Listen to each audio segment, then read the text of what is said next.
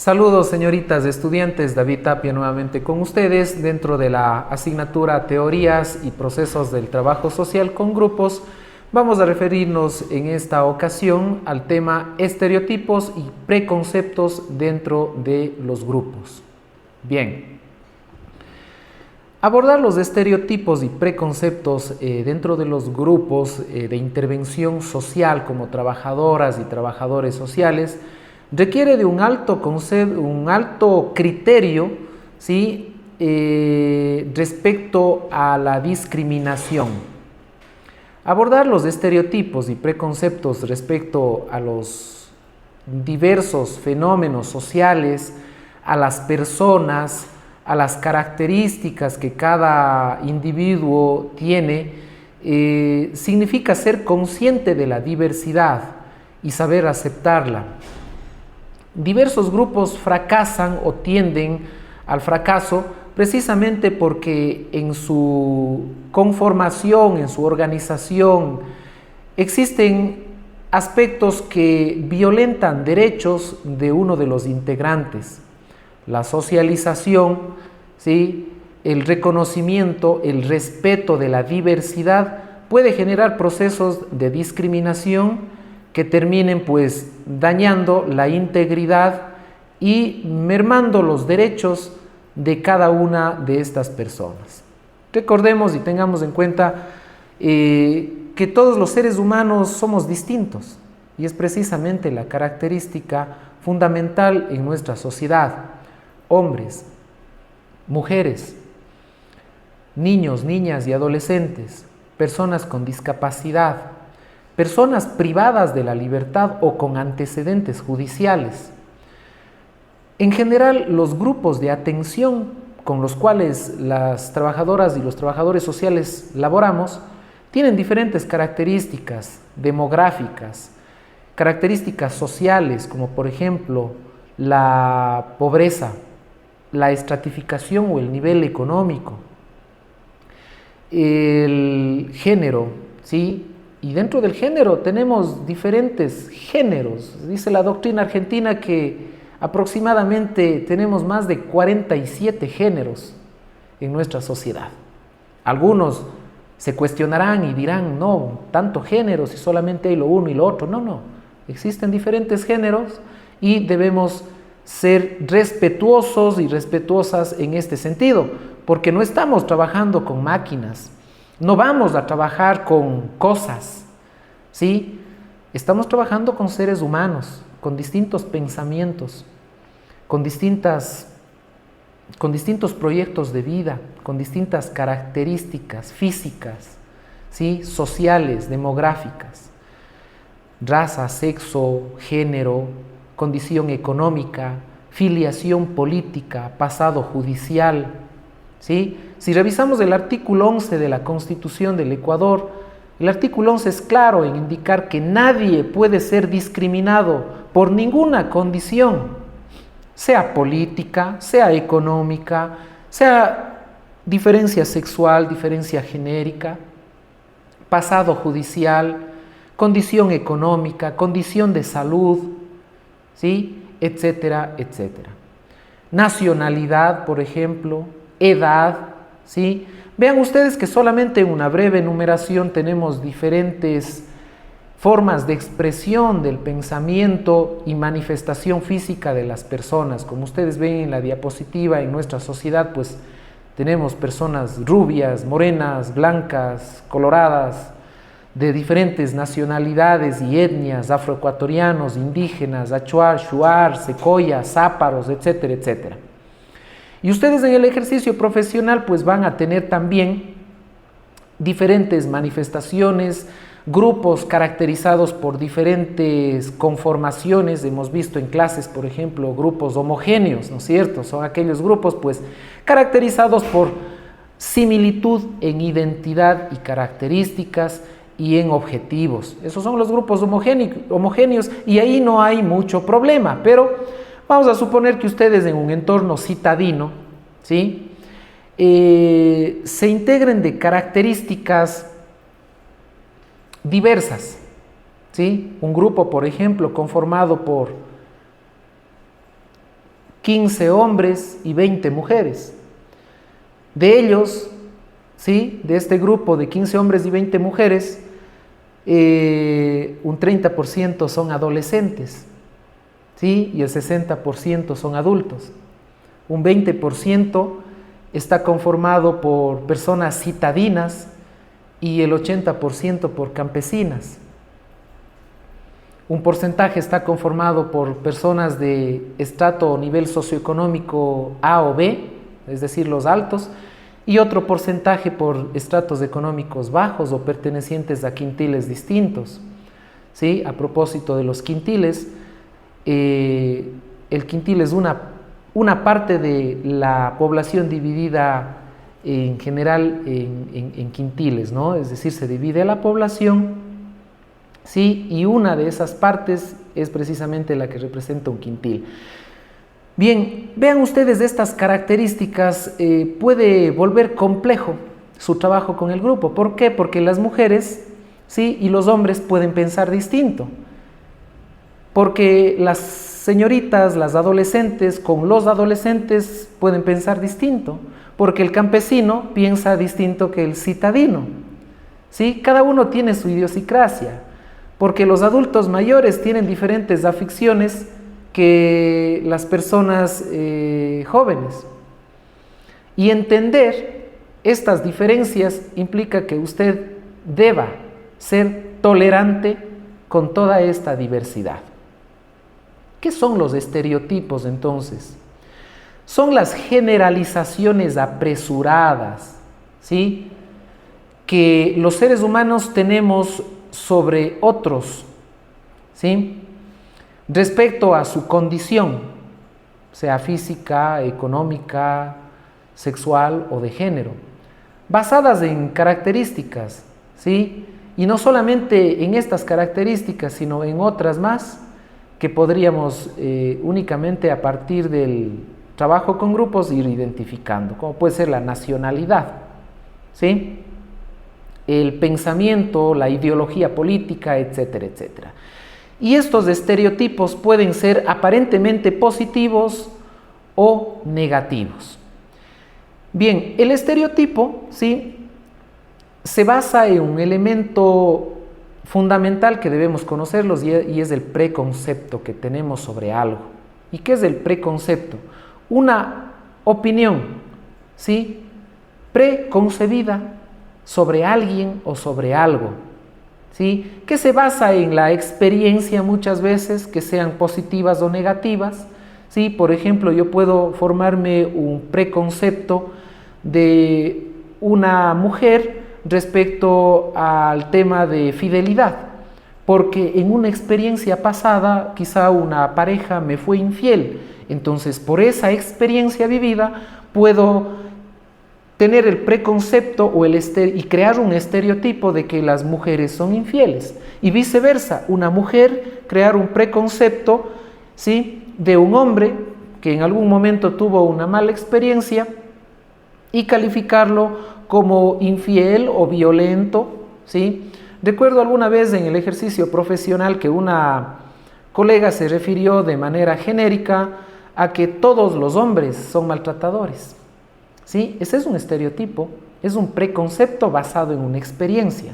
No todos los hombres son o podrían ser maltratadores, así como tampoco todas las mujeres pueden ser infieles o pueden ser malas madres, así como tampoco todas las personas con discapacidad pueden tener limitaciones para ejercer una actividad laboral. ¿Sí? Precisamente el día de hoy, antes de grabar esta masterclass, estuve atendiendo un caso de una suspensión de pensión alimenticia porque el padre de la sujeto beneficiaria de alimentos considera que su hija, ¿sí?, está en capacidad para poder generarse sus recursos propios y poder no sufragar la pensión alimenticia que por ley debería hacerlo.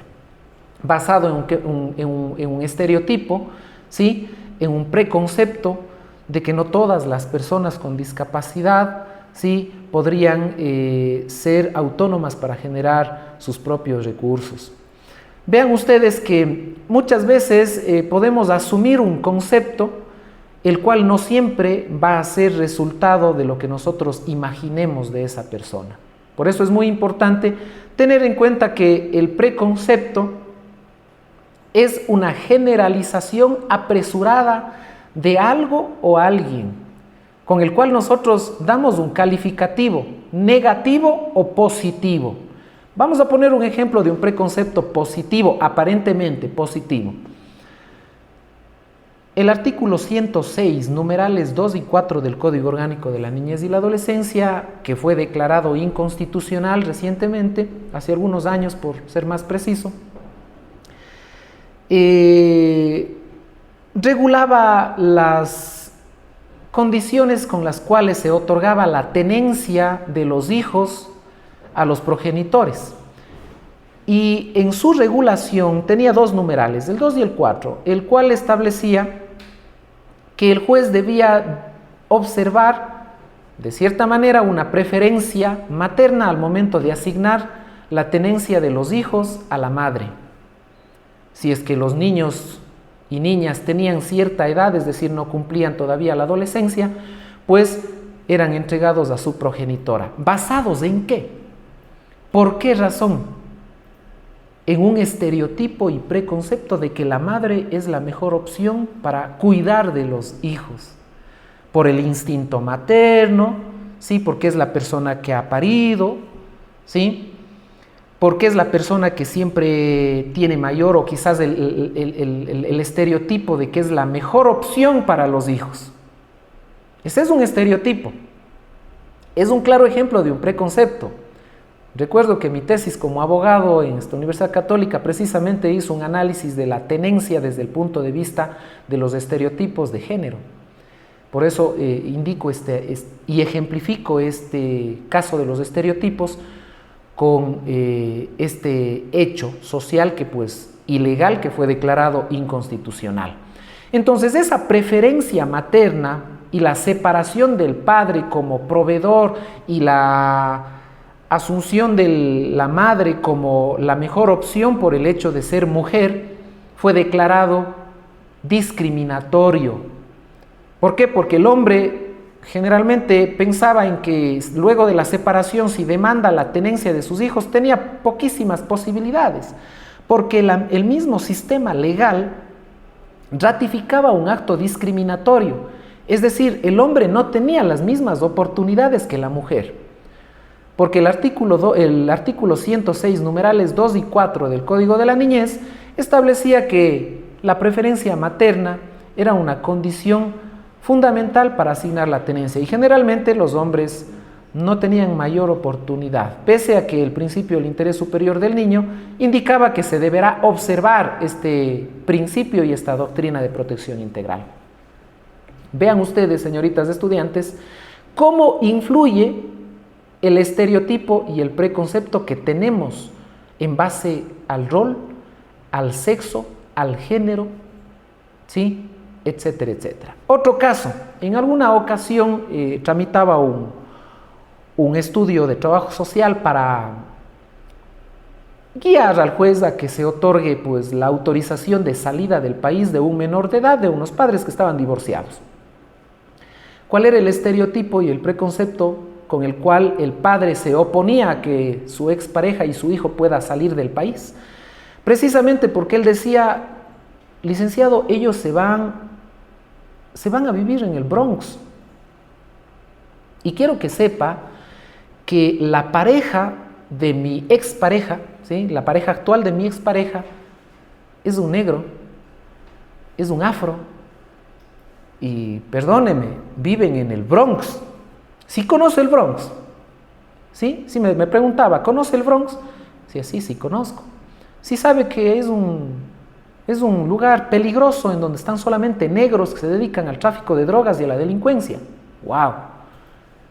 Claro, si es que hubiese sido un trabajador social que no hubiese recibido formación en estereotipos, preconceptos imaginarios, ¿sí?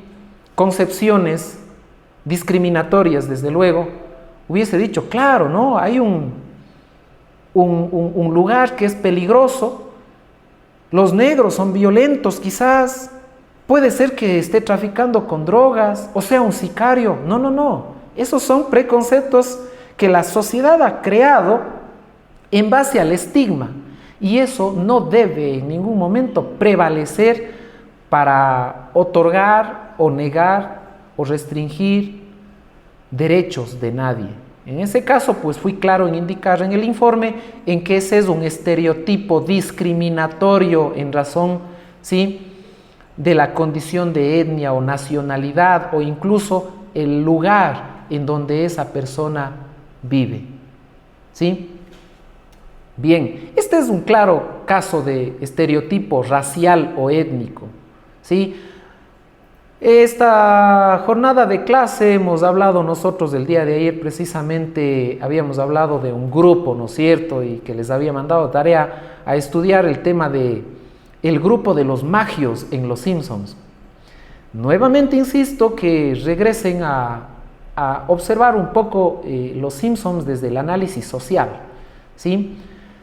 Vean ustedes que la familia prototipo en los Estados Unidos y también las familias que rodean a la serie Los Simpsons tiene mucho que ver con estereotipos raciales, ¿sí? La forma en que Homero Simpson se refiere a Flanders, a las familias que rodean Springfield, ¿sí? Está basado en un análisis que les había recomendado la filosofía desde Los Simpsons para que ustedes puedan ir entendiendo a profundidad el análisis social.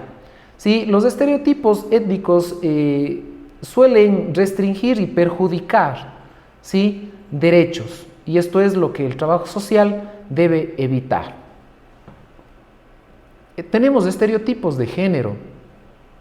Como habíamos hablado, el tema de la asignación de la tenencia es un ejemplo claro, pero vamos un poco más allá. Les sugiero en esta oportunidad revisar un caso interamericano de la Corte Interamericana de Derechos Humanos, el caso Atala Rifo versus Chile. Es un caso que les cuento brevemente. Trata de una ex magistrada del sistema de justicia chileno que luego de la separación con su cónyuge pelearon en el sistema de justicia la tenencia de sus dos hijas. La madre de las niñas pues se identificó con otro género, ¿sí?, lesbiana, y al momento de pelear la tenencia su expareja, su ex marido, se opuso a la asignación de la tenencia a favor de la madre, indicando que esta asignación de la tenencia iba a ser perjudicial para sus hijas, pues esta nueva identidad de género que la madre había optado iba a poner en riesgo a sus hijas.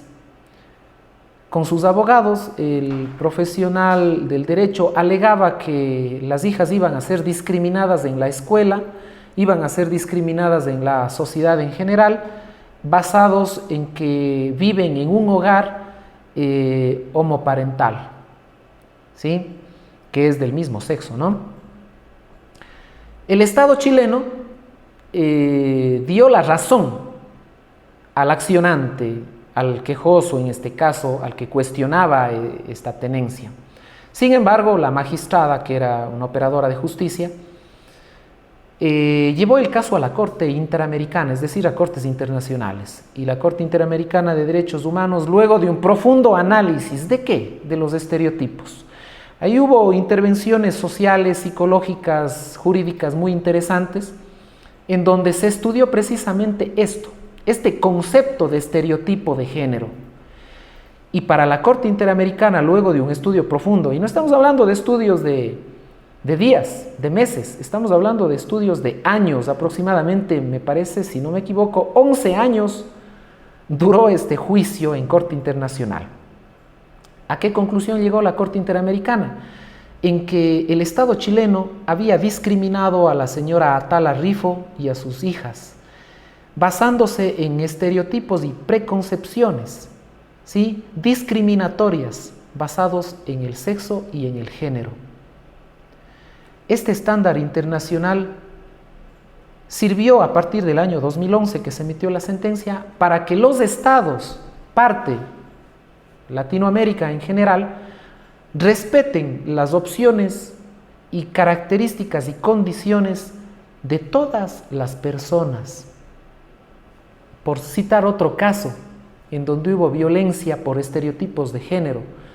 Caso Algodonero versus México, de donde nació el concepto de feminicidio, muerte violenta en contra de las mujeres. Cuando las mujeres desaparecían en las maquilas, en los campos de algodón, ¿sí? En Ciudad Juárez, en donde ocurrió este magnicidio en contra de las mujeres. Cuando las madres buscaban a sus hijas, la policía decía lo siguiente: deben estar con sus novios, tranquilas, ya han de llegar a casa, deben haberse ido de fiesta. Les preguntaban a los padres cómo vestían sus hijas al momento de la desaparición. Tal vez estaban utilizando minifalda o escotes, y justificaban la desaparición de forma indirecta basándose en las características físicas de las mujeres y en estereotipos de que se hayan ido a una fiesta, de que deben estar con sus novios, de que cómo vestían o por qué precisamente se subían en A o B transporte y cómo se subían. Cuando la Corte Interamericana conoció el caso, llamó la atención al Estado mexicano y a todos los estados en ser respetuosos de las condiciones en que las mujeres vistan o en que las mujeres actúen, pues esto genera violencia por discriminación. ¿Sí? Estos casos les invito a que los revisen, son casos que pueden encontrarlos en YouTube, son casos que pueden encontrarlos en TikTok, son casos que pueden encontrarlos en cualquier plataforma de las redes sociales, para que ustedes vean la incidencia y la importancia del estudio desde el trabajo social de los estereotipos de género. Bien, tenemos también estereotipos basados en la edad. Por ejemplo, considerar que las personas adultas mayores no pueden ejercer ciertas actividades laborales, ¿sí? Considerar o restringir derechos laborales a jóvenes, ¿sí? Que están graduándose de la universidad.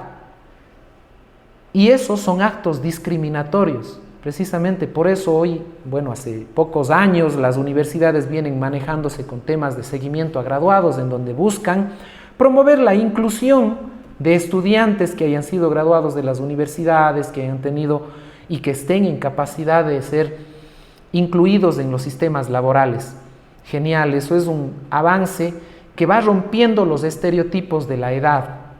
Considerar, por ejemplo, que los niños no pueden dar su opinión. Y aquí tenemos un ejemplo claro. Antes del 2013, ¿sí? O 2003 me parece, cuando apareció el Código Orgánico de la Niñez y la Adolescencia, existía un código de menores, así se llamaba la ley que regulaba las relaciones de familia y la niñez. Este código de menores se basaba en un principio que se denominaba el principio de la situación irregular del niño. No era incluyente a las niñas, por ejemplo, ni a los adolescentes. Estamos hablando de hace muchos años atrás. Este principio de la situación irregular consideraba al niño como sujeto de protección. Como objeto de protección, ni siquiera sujeto, como objeto de protección. Es decir, los adultos tenían que proteger al niño. Una doctrina estereotipada que no consideraba la opinión del niño. A partir del Código Orgánico de la Niñez y la Adolescencia, esa doctrina de la situación irregular del niño cambia a la doctrina de protección integral. Y esta doctrina de protección integral basada en el interés superior del niño ya no consideraba al niño como sujeto de protección, sino como sujeto de derechos.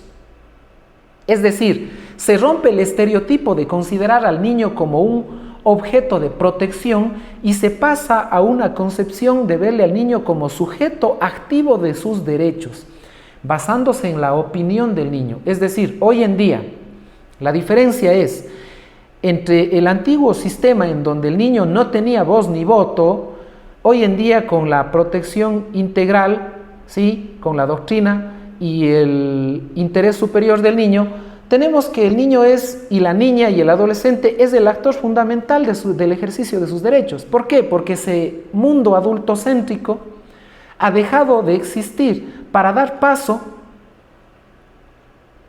a un nuevo enfoque de derechos, en donde el niño, la niña y el adolescente tenga que ser el actor fundamental del ejercicio de sus derechos. Y así sucesivamente la opinión de los adultos mayores, ¿sí?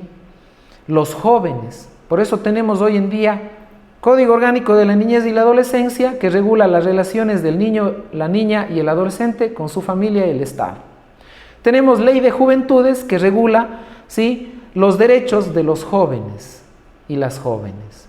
Tenemos también la Ley para prevenir y erradicar la violencia de género, que regula los derechos de las mujeres en su etapa o en su enfoque intergeneracional, es decir, a partir de todas las edades. Tenemos la ley del adulto y de la adulta mayor, vean ustedes, inclusiva con la edad, ¿sí?, inclusiva con el género, en donde se regula cuáles son los derechos que tienen las personas adultas mayores, ¿sí?, precisamente para romper estos estereotipos basados en la edad. Tenemos los estereotipos sociales y económicos, ¿sí?, se basan en la clase social o la situación económica de las personas. Un ejemplo claro es asumir que las personas pobres son perezosas y que las personas ricas son arrogantes. En las redes sociales circula un meme que cuestionaba en alguna ocasión respecto a que el pobre es pobre porque quiere. Cuando observé ese meme, reflexioné realmente sobre el estereotipo que existe ahí, ¿no? El pobre es pobre porque quiere. No, no es pobre porque quiere. Porque el Estado está en la obligación de promover las oportunidades y fomentar las capacidades de todas las personas, campesinas, citadinas, basándose en la edad, en el sexo, en el género. Y precisamente por eso hoy tenemos políticas públicas inclusivas.